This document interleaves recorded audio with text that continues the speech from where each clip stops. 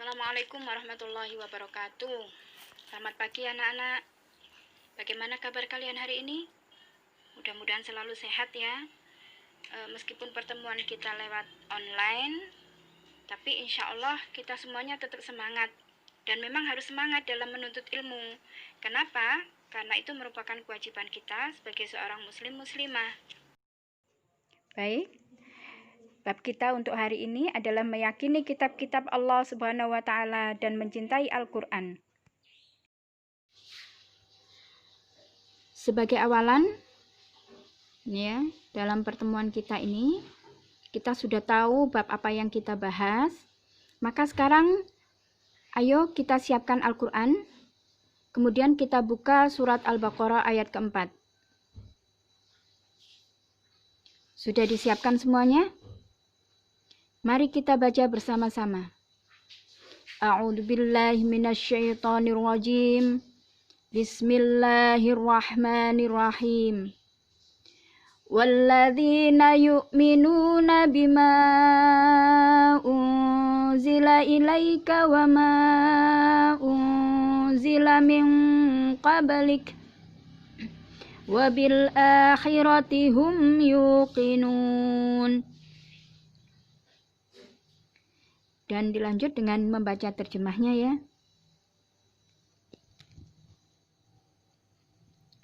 Setelah kita membaca bersama-sama dan memahami bahwa ayat yang kita baca tadi adalah menjelaskan tentang bagaimana seharusnya kita sebagai umat Islam beriman kepada kitab-kitab Allah, maka bab ini bisa kita bagi dalam beberapa bagian.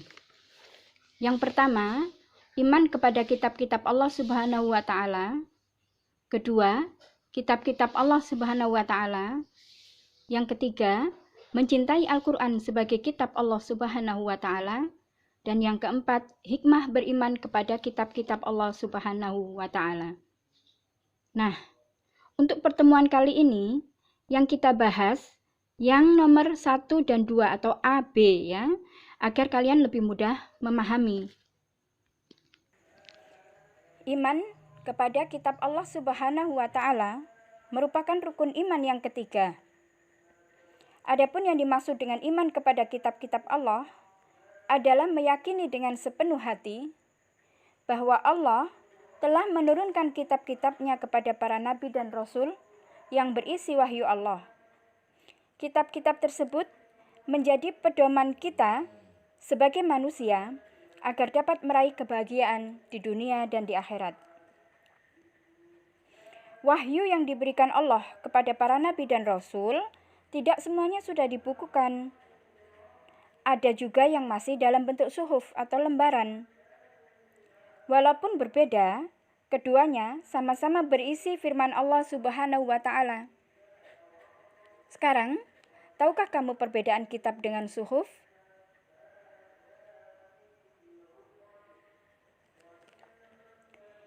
Perbedaannya adalah isi kitab lebih lengkap dibandingkan dengan isi suhuf. Bentuk dari kitab sudah dibukukan, sedangkan suhuf masih berupa lembaran-lembaran yang terpisah. Nah, di antara nabi dan rasul yang menerima suhuf adalah Nabi Ibrahim alaihissalam menerima 10 suhuf. Nabi Musa alaihissalam menerima 10 suhuf. Ayat tadi yang sudah kamu baca, ya, surat Al-Baqarah, surat kedua, ayat 4, bahwa, nah ini ya, bahwa Allah Subhanahu wa ta'ala itu alimun, maha tahu. Dan manusia adalah makhluk yang dhaif. Apa dhaif itu? Dhaif itu lemah. Sedangkan Allah adalah Tuhan yang Maha Pengasih dan Maha Penyayang. Atas hal itulah Allah berkehendak memberikan bimbingan kepada manusia agar tetap menjadi makhluk paling mulia di sisinya dengan memberikan pedoman berupa kitab suci lengkap dengan uswatun hasanah, yaitu teladan kebaikan dari para nabi dan rasul. kitab-kitab Allah yang sudah diturunkan itu ada 4. Apa saja? Coba dilihat ya. Kitab Taurat, kitab Zabur, kitab Injil, dan kitab Al-Quran.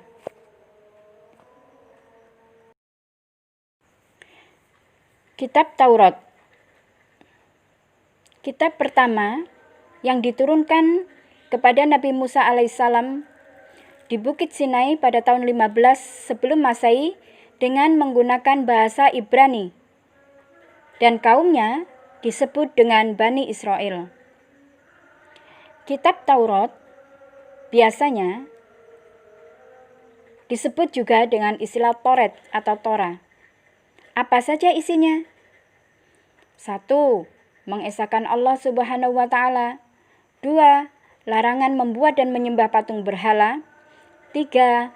Larangan menyebut nama Allah Subhanahu wa Ta'ala dengan sia-sia. 4. Perintah menyucikan hari Sabtu. 5. Perintah menghormati ayah dan ibu. 6. Larangan membunuh sesama manusia. 7. Larangan berbuat zina. 8. Larangan mencuri. 9. Larangan menjadi saksi palsu. Dan 10. Larangan mengambil hak orang lain. Kedua adalah kitab Zabur. Kitab Zabur disebut juga dengan Mazmur. Diturunkan kepada Nabi Daud alaihissalam pada tahun 10 sebelum Masehi. Ya, dengan bahasa Kipti. Kaumnya disebut dengan Bani Israel. Isi kitabnya adalah tentang doa, zikir, nasihat, hikmah, dan menyeru kepada ketauhidan. Yang ketiga, kitab Injil. Kitab Injil disebut juga dengan Bible atau Alkitab. Diturunkan kepada Nabi Musa alaihissalam pada abad 1 Masehi dengan bahasa Suryani untuk kaum Nasrani. Isi kitabnya adalah seruan tauhid kepada Allah Subhanahu wa Ta'ala, ajaran hidup zuhud dan menjauhi kerakusan terhadap dunia, merubah sebagian hukum Taurat yang sudah tidak sesuai, dan berita tentang akan datangnya Nabi akhir zaman bernama Ahmad atau Muhammad. Yang keempat adalah kitab Al-Quran. Nama lainnya banyak, di antaranya adalah Al-Dzikru, Al-Furqan, Al-Bayan, dan Al-Huda. Al-Quran ini diturunkan kepada Nabi Muhammad SAW dengan menggunakan bahasa Arab pada tahun 610 Masehi. Untuk siapa? Untuk seluruh manusia. Isinya tentang akidah, ibadah, muamalah, akhlakul karimah, tarikh, dan syariat.